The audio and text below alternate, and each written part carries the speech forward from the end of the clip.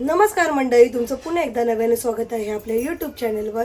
आणि आज आहे पहिला श्रावणी सोमवार आणि त्याचसोबत नागपंचमी सुद्धा आहे. तर तुम्हा सर्वांना श्रावणी सोमवारच्या आणि नागपंचमीच्या खूप खूप शुभेच्छा. आणि तुम्ही बघू शकता आता इथे माझी पूजा चालू आहे.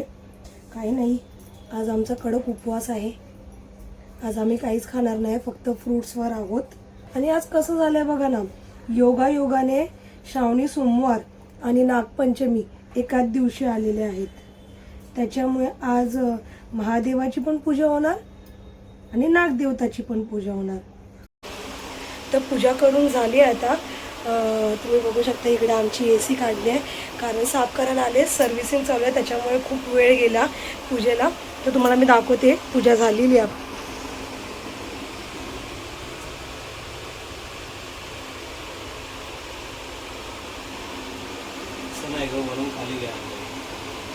आणि आज पहिला श्रावणी सोमवार आणि नागपंचमी एकत्र आल्यामुळे दोन्ही पूजा एकत्र मांडलेत मी. तुम्ही बघू शकता.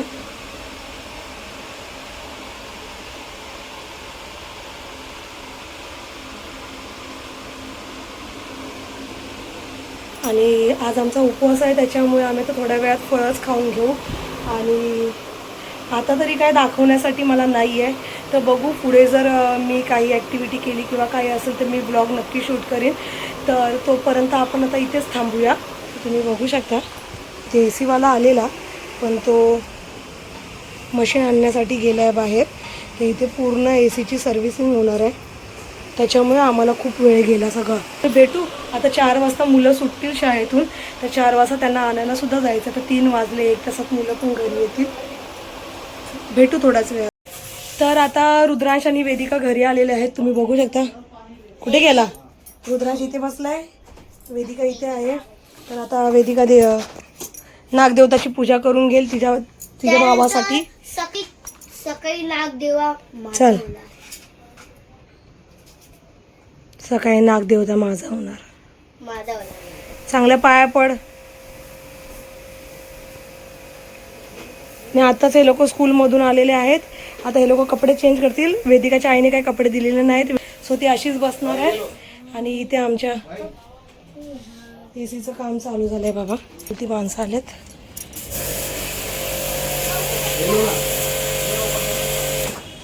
AC साफ करतायत. एवढं गरम होत आहे ना. आता आम्ही अभ्यासाला बसू, कारण आमची उद्या एक्झाम आहे बाबा. उद्या पहिला पेपर आहे इंग्लिशचा.